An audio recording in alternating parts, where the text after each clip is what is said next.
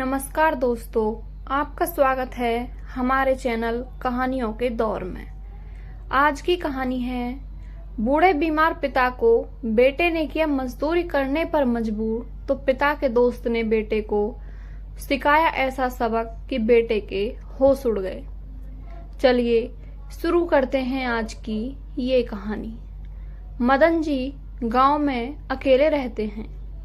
उनकी पत्नी की मौत पहले ही हो चुकी थी। उन्होंने शहर में रह रहे अपने बेटे को फोन किया। बेटे के फोन पर घंटी बजी। जैसे ही फोन हाथ में उठाकर देखा तो चिड़चिड़ाते हुए बोला, हाँ बताओ क्या है पापा? बार बार फोन करके क्यों परेशान कर रहे हो? मेरी बात को सुनते ही नहीं हो, बस एक ही रट लगाए हो कि शहर आना है, शहर आना है। अरे मैं शहर में पहले पूरी तरह में सेटल तो हो जाऊं। एक मुझे बड़ा सा घर मिल जाए तभी मैं आपको इधर बुला पाऊंगा। यहाँ खुद ही मैं एक छोटे से घर में रह रहा हूँ और अभी आपकी उम्र ही कितनी हुई है। आप इतनी जल्दी अपने काम को मत छोड़िए। आपको अपने काम के अच्छे खासे पैसे मिलते हैं जिनसे आपका खर्चा भी चलता रहता है। अभी आप काम करते रहेंगे तो मन भी लगा रहेगा। जब आपसे काम नहीं होगा तब हम आपको अपने पास बुला लेंगे। दूसरी तरफ से मदन जी अपने बेटे से दबी आवाज में बोले, चिंटू तुम क्या कह रहे हो कि मैं अभी और काम करूं? लेकिन बेटा, अब बूढ़ी हड्डियों में इतनी जान नहीं बची है कि वह सुबह से लेकर शाम तक काम कर सकूं। बहुत थकान हो जाती है काम करते करते, शरीर भी जवाब दे जाता है। मदन जी की बात सुनकर चिंटू गुस्से में तमतमाता हुआ बोला, अरे तो मैं भी क्या करूं? आप इधर आकर कोई काम धाम तो करेंगे नहीं, घर में बैठे बैठे बस खाट ही तोड़ेंगे। और मेरे पास भी इतने पैसे नहीं बच पाते कि मैं शहर में रहकर आपका खर्चा उठा सकूं। बच्चों की पढ़ाई का खर्च और किराए के पैसे भी देने होते हैं। अपने बेटे की बात को सुनकर के मदन जी दंग रह गए और बोले, कैसी बातें कर रहे हो बेटा? अब तुम्हें बूढ़ा बाप बोझ लगने लगा। कब तक अपने बूढ़े बाप से काम कराते रहोगे? एक ना एक दिन तो तुम्हें मुझे बिठाकर खिलाना ही पड़ेगा। नहीं पापा, मेरे कहने का वो मतलब नहीं था। अभी मेरी सैलरी इतनी अच्छी नहीं है। मैंने एक दो जगह अपनी नौकरी के लिए अप्लाई किया है। अगर कहीं और अच्छी नौकरी मिल जाती है तो मेरी सैलरी भी बढ़ जाएगी। तब फिर मैं आपको बुला लूंगा।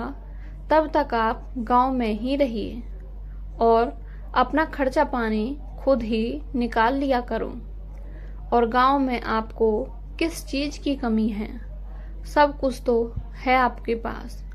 और जिनके घर में आप काम करते हैं वह अभी तो आपको अपने घर का ही सदस्य मानते हैं। वह आपको भी कभी भी नौकरी से नहीं निकालेंगे। जब तक कि आप नहीं कहेंगे तो फिर आप क्यों अपनी नौकरी को छोड़ना चाहते हैं? अपनी रोजी रोटी खत्म करना चाहते हैं? अपने बेटे की कड़वी बातों को सुनकर के मदन जी ने फोन काट दिया और सोचने लगे कि बेटे ने तो कितने अरमान दिखाए थे, कितने सपने दिखाए थे मुझे कि अपने साथ शहर लेकर जाएगा और उधर आराम से मुझे रखेगा। लेकिन आज जब मैंने जाने के लिए कहा तो उसने तो सीधा सीधा अपने पास बुलाने से मना ही कर दिया। 6 महीने पहले मदन जी के पैर पर एक भारी चीज गिर गई थी। जिसकी वजह से अब वह ठीक से चल नहीं पाते थे। चलने फिरने में बहुत समस्या होती है, तो अब इतनी फुर्ती से काम नहीं कर पाते थे। जिसके घर में काम करते हैं वह काम देने से मना तो नहीं करते, लेकिन अब मुझे काम करने में समस्या होने लगी है। तो अब मुझे लगता है कि जब काम बनता नहीं है तो मालिक मेरी जगह किसी दूसरे को ही रख लेंगे तो अच्छा रहेगा। और मैं तो ठहरा अनपढ़ गंवार, और मालिक का काम तो अब पढ़ाई लिखाई का है, तो कोई पढ़ा लिखा आदमी रखा जाए तो ज़्यादा अच्छा रहेगा। मैंने तो अपनी उम्र भर मेहनत का ही काम किया है, क्योंकि बस मुझे मेहनत करना ही आता था। पढ़ा लिखा तो था नहीं, लेकिन घर की गरीबी ने उन्हें यह सब कहने पर मजबूर कर दिया। मदन जी गांव के ही राकेश साहब के घर काम करते थे। राकेश जी बहुत अच्छे दिल के इंसान थे। उन्होंने कभी भी मदन जी को अपने घर का नौकर नहीं समझा, और उन्होंने हमेशा उनको अपने घर का एक सदस्य की तरह ही देखा था। मदन जी की पत्नी तो उन्हें कब का इस दुनिया में अकेला छोड़कर चली गई थी। बस उनका एक बेटा ही था, जिनका उन्होंने बहुत अच्छी तरह से लालन पालन किया। मेहनत मजदूरी करके उसे खूब पढ़ाया लिखाया। मदन जी की मेहनत के कारण उसके बेटे की नौकरी भी लग गई। बेटे की नौकरी लगने के बाद ही मदन जी ने उसकी शादी भी कर दी। मदन जी अकेले ही 4 साल से गांव में रह रहे हैं।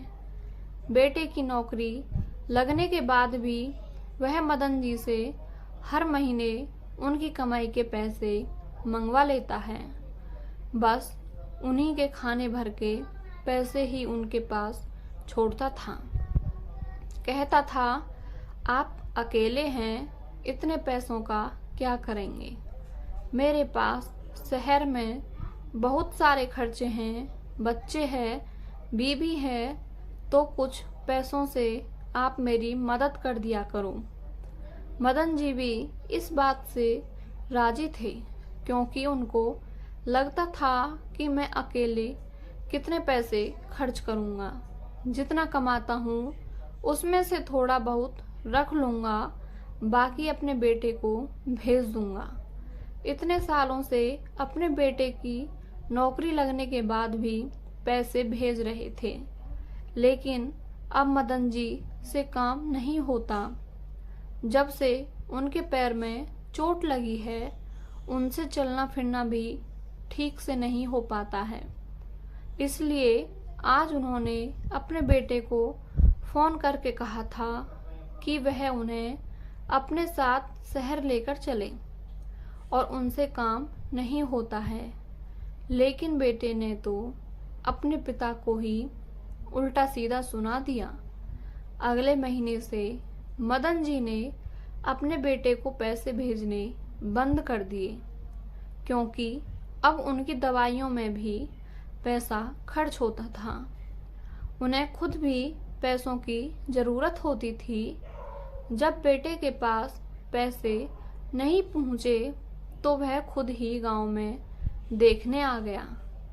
आखिर पिताजी गांव में इतने पैसों का कर क्या रहे हैं, इतने पैसे कहाँ खर्च कर रहे हैं।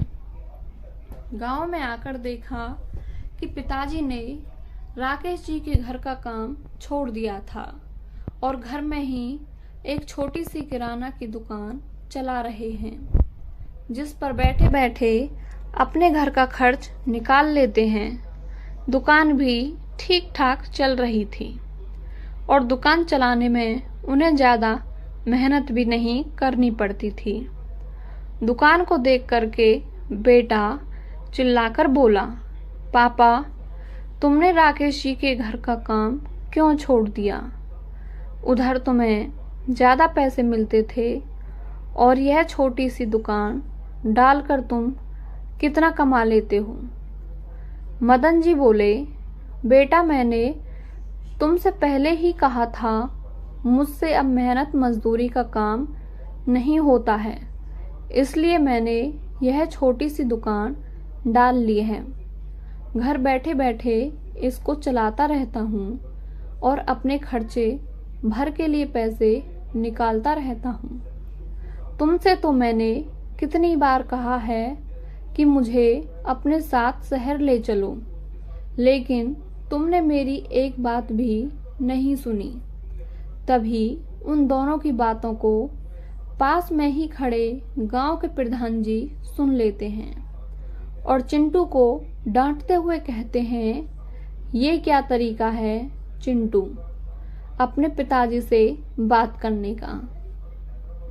एक तो तुमने अपने पिताजी को अपने पास शहर में नहीं बुलाया, दूसरा उनके पैसे भी तो मंगवा लेते हो, और अब जब उन्होंने अपनी छोटी सी दुकान डाल ली है जिसे अपना खर्चा चलाते हैं तो तुम्हें उसमें भी समस्या है।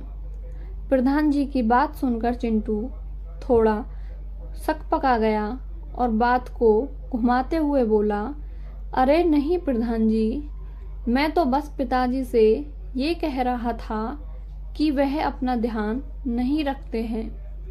आजकल उनकी तबीयत भी कुछ ठीक नहीं रहती है, समय से दवाई भी नहीं खाते। मैं शहर में रहता जरूर हूँ, पर दिन रात मुझे अपने पिताजी की चिंता लगी रहती है, तो मैं पिताजी को ले जाने के लिए आया था। इधर अकेले रहते हैं, कितनी बार अपने पिताजी से कहा है कि मेरे साथ शहर चलकर रहो, तो मैं भी चिंता से मुक्त रहूँगा, लेकिन पिताजी मेरी बात सुनते ही नहीं। चिंटू ने प्रधान जी के सामने अच्छा बनने का नाटक किया तो प्रधान जी बोले, अच्छा यह बात है, बहुत अच्छे विचार हैं बेटा तुम्हारे कि तुम्हें अपने पिताजी की इतनी चिंता है, वरना आज के ज़माने में कोई अपने बूढ़े पिता की इतनी चिंता कहाँ करता है। प्रधान जी बोले, मदन जी, जब बेटा इतना कह रहा है शहर जाने के लिए, तो तुम्हें खुशी खुशी शहर चले जाना चाहिए। कहाँ बुढ़ापे में तुम यह दुकान खोलकर के बैठे हो, अब तुम्हारी उम्र नहीं है इतना सब करने की। इतना कहकर चले गए। दुकान में बैठे बैठे मदन जी अपने बेटे के दोहरे रूप को देख कर के आश्चर्यचकित थे कि मुझसे तो बेटा कुछ और कह रहा था और प्रधान जी के सामने तो कुछ और ही बन रहा है। चिंटू ने प्रधान जी के सामने यह सब कुछ कह तो दिया, लेकिन उसे अंदर ही अंदर डर लग रहा था कि कहीं पिताजी शहर जाने के लिए तैयार ना हो जाएं। अगर प्रधान जी के कहने पर वह शहर जाने के लिए तैयार हो गए तो मेरे घर में तो महाभारत हो जाएगी। अरे जब मैं घर से निकला था तो मेरी पत्नी ने तो मुझे अच्छी तरह से समझाकर निकाला था, धमकी दी थी कि गांव जरूर जा रहे हो, अकेले जा रहे हो, अकेले ही वापस आना, अपने बूढ़े बाप को लेकर इधर मत आ जाना, और अगर तुम उनको लेकर के आए तो समझ लेना मैं अपने बच्चों को लेकर के मायके चली जाऊंगी, फिर रहना अपने बूढ़े बीमार बाप के साथ इस घर में। चिंटू भी नहीं चाहता था कि वह अपने बूढ़े पिता को अपने साथ रखे, तो उसने अपनी पत्नी से कहा, अरे तुम नाराज क्यों होती हो, और बात बात में मायके जाने की धमकी मत दिया करो। तुम्हें पता है मैं तुम्हारे बिना नहीं रह सकता, फिर भी मायके जाने की बात करने लगती हो। अरे तुम जैसा चाहती हो मैं वैसा ही करूँगा। तुम्हें पिताजी को नहीं बुलाना है इस घर में, तो मैं कौन सा उनको बुलाना चाहता हूँ। रोज रोज की किटकिट सहनी पड़ेगी उनकी। मैं तो बस इतना देखने जा रहा हूँ कि उन्होंने पैसे भेजने क्यों बंद कर दिए हैं। कहीं गांव में काम तो नहीं छोड़ दिया, यही सोचकर मैं गांव में देखने आया था। लेकिन इधर तो प्रधान जी के सामने कुछ उल्टा ही दाव पड़ गया। मदन जी ने कितनी बार अपने बेटे चिंटू से कहा, मुझसे काम नहीं होता। लेकिन चिंटू को तो अपने पिता से कोई लेना देना ही नहीं था। उसे तो सिर्फ अपने पिता की तनख्वाह से मतलब था। वह जिंदा रहे या ना रहे, तभी प्रधान जी उसे वापस आते हुए दिखाई दिए। चिंटू सकपका गया और प्रधान जी से बोला, अब आप ही पिताजी को समझाइए कि मेरे साथ आकर शहर में रहें। मैंने उन्हें कितनी बार बुलाया है, पर हर बार यह कहकर मना कर देते हैं, नहीं बेटा, तुम्हारा घर बहुत छोटा है। मैं गांव में बहुत बड़े घर में रहता हूँ, बड़े बड़े कमरे हैं गांव में, और मेरा सब लोगों के साथ उठना बैठना है। इधर बहुत अच्छे से मन लगता है। शहर में मुझसे कोई बात करने वाला ही नहीं होगा। और यह कहकर बार बार शहर आने से मना कर देते हैं। ठीक है पापा, बिल्कुल सही कह रहे हैं। मैं भी पापा की बात को बहुत अच्छी तरह से समझ गया हूँ। इसलिए मैं सोच रहा हूँ कि कुछ दिनों में अपना शहर में एक बड़ा सा घर खरीदूंगा, जिसमें पिताजी के लिए भी एक कमरा बनवा लूंगा। तब मैं अपने पिताजी को शहर लेकर जाऊंगा। प्रधान जी चिंटू की बातों में आ गए और बोले, बेटा तू ठीक कह रहा है। जब तू अपना बड़ा घर ले ले और तेरी नौकरी सैलरी अच्छी हो जाएगी, तब मदन जी को अपने साथ शहर जरूर ले जाना। उन्होंने पूरी जिंदगी तेरे लिए बहुत कुछ किया, माँ बाप दोनों का प्यार दिया। अब उनके बुढ़ापे के दिन हैं, तो अब तुम उनको कभी दुखी मत करना, हमेशा उनका ख्याल रखना। चिंटू गांव से वापस लौट आता है और बेचारे मदन जी किसी तरह से अपनी जिंदगी को गुजारते रहे। एक दिन प्रधान जी अपने शहर के रिश्तेदार के घर शादी में गए। उधर रिश्तेदार ने अपने एक पड़ोसी के घर में कमरे खाली करवा लिए थे, जिससे उनके शादी के घर में आए मेहमान उधर ठहर सकें। प्रधान जी भी उसी घर के एक कमरे में जाकर रुकते हैं और देखते हैं कि वाह, क्या आलीशान घर बना है। कितने सारे कमरे हैं इस घर में। दो दो बड़ी बड़ी गाड़ियां खड़ी हैं, दो दो नौकर भी लगे हुए हैं। वह आपस में लोगों से बात करते हैं कि यह घर कितना अच्छा बना है और जिसने भी बनवाया होगा उसने कितना पैसा लगाया होगा। थोड़ी देर में घर का मालिक बाहर निकलकर कार की चाबी लेकर कार से कहीं जाने लगा। तभी प्रधान जी को उनके रिश्तेदार बताते हैं कि यह घर इन्हीं का है, ये इस घर के मालिक हैं। प्रधान जी ने अपने कमरे में बैठे बैठे उस घर के मालिक को देख रहे थे, लेकिन जैसे ही घर के मालिक पर उनकी नज़र पड़ी तो उनके पैरों के नीचे की जमीन ही खिसक गई। उनकी आंखों के सामने जैसा अंधेरा ही छा गया हो, क्योंकि वह घर किसी और का नहीं बल्कि मदन जी के बेटे चिंटू का था। इतना शानदार घर में 8-10 कमरे, घर क्या बंगला था।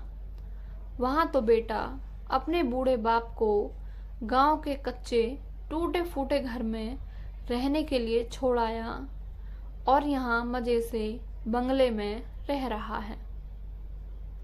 प्रधान जी को चिंटू पर बहुत गुस्सा आया, पर उस समय तो चिंटू से कुछ नहीं कहा और वापस गांव लौटकर आ गए और 2 दिन बाद मदन जी को साथ लेकर चिंटू के घर आ जाएं। चिंटू का बंगला देखकर मदन जी बोले, प्रधान जी, आप मुझे किसके घर ले आए हो? इतना बड़ा घर है, किसी मंत्री का घर है क्या? प्रधान जी बोले, मदन जी, ये घर किसी मंत्री का नहीं बल्कि आपके बेटे चिंटू का घर है। यह सुनकर मदन जी की आंखें चौंधिया गईं और उन्हें अपने बेटे चिंटू की वह सारी बातें याद आने लगीं जब वह कह रहा था कि उसका तो 2 कमरों का घर है, उस घर में आपको नहीं रख सकता, लेकिन उसका घर तो इतना बड़ा है कि 2 तो उसके घर में नौकर ही रहते हैं। इतनी बड़ी नौकरी करता है उनका बेटा। फिर भी उसने मुझसे झूठ बोला, अपने पिता को मरने के लिए गांव में छोड़ दिया। अपने बूढ़े पिता पर जरा सा भी उसने तरस नहीं खाया। क्या मतलब है, क्या फायदा ऐसी पढ़ी लिखकर ऐसी नौकरी का जो बेटे अपने माता पिता का ध्यान भी नहीं रख सकते, उनके बुढ़ापे में उनका साथ भी नहीं दे सकते। बच्चे आगे बढ़ जाते हैं, खूब तरक्की कर लेते हैं, पैसे कमा लेते हैं, लेकिन अपने संस्कारों को, अपने माता पिता को बहुत पीछे छोड़ देते हैं। प्रधान जी घंटी बजाकर चिंटू को बाहर बुलाते हैं। चिंटू प्रधान जी और अपने पिता को देख के हड़बड़ा गया और बोला, आप दोनों इधर, और आपको कैसे पता चला कि यह घर मेरा है?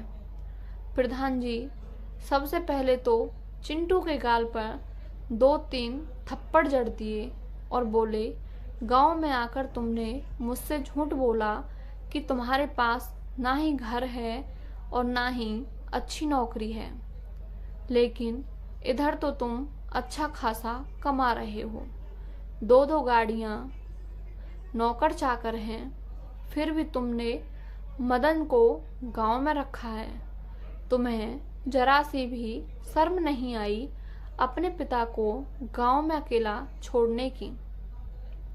उन्हें बुढ़ापे में तुम्हारी जरूरत है, उन्होंने बिना माँ के तुम्हें पाला है, फिर भी तुम्हें अपने पिता पर दया नहीं आई। और प्रधान जी हाथ में लिए हुए कागजों को चिंटू को पकड़ा देते हैं।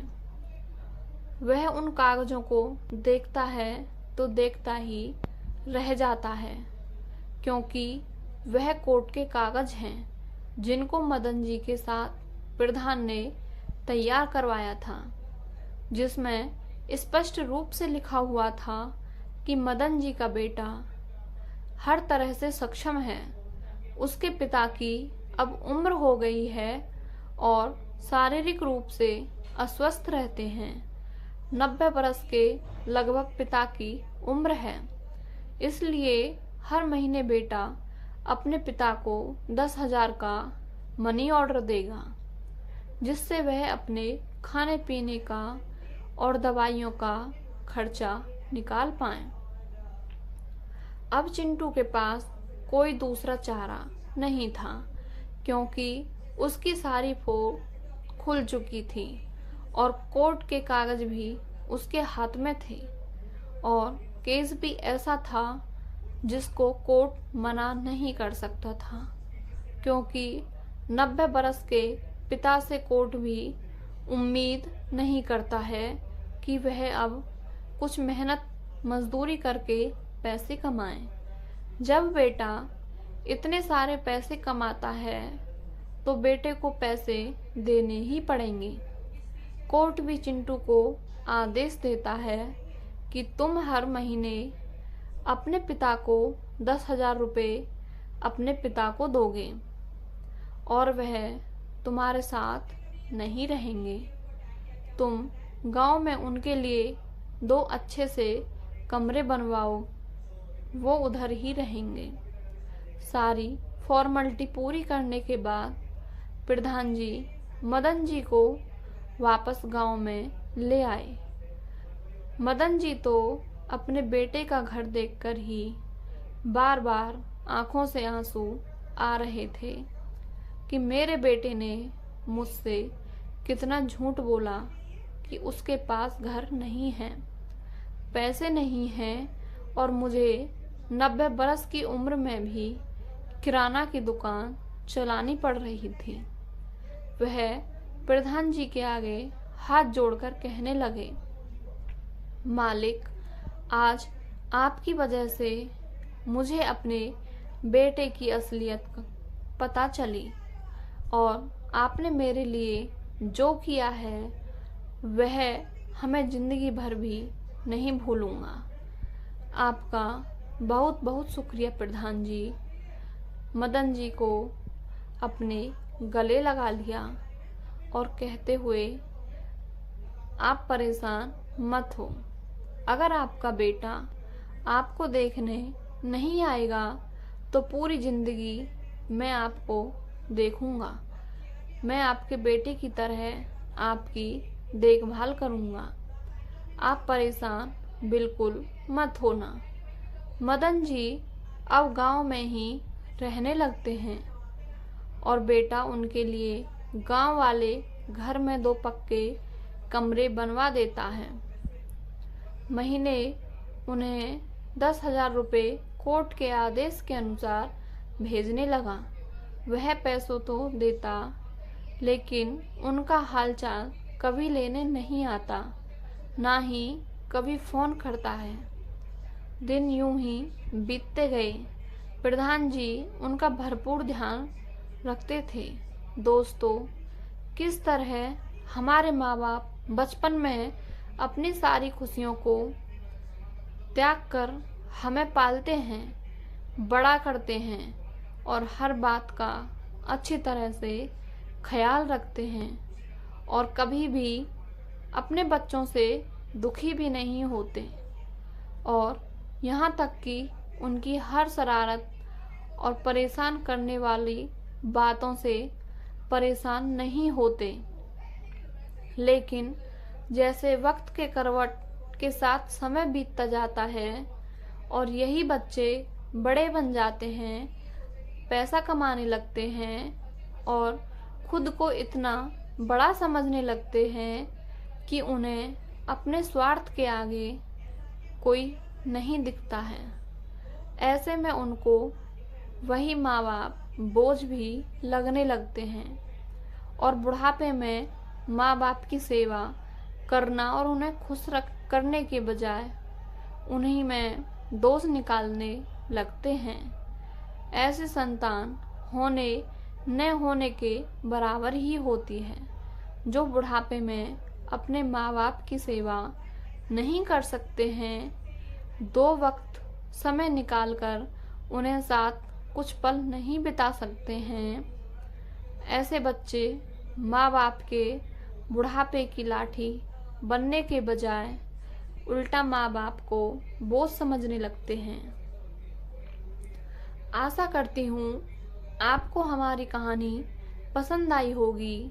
हमें कमेंट बॉक्स में अवश्य बताएं और हमारे चैनल को सब्सक्राइब कर लें, जिससे आपको हमारी कहानी की नोटिफिकेशन मिलती रहे। धन्यवाद।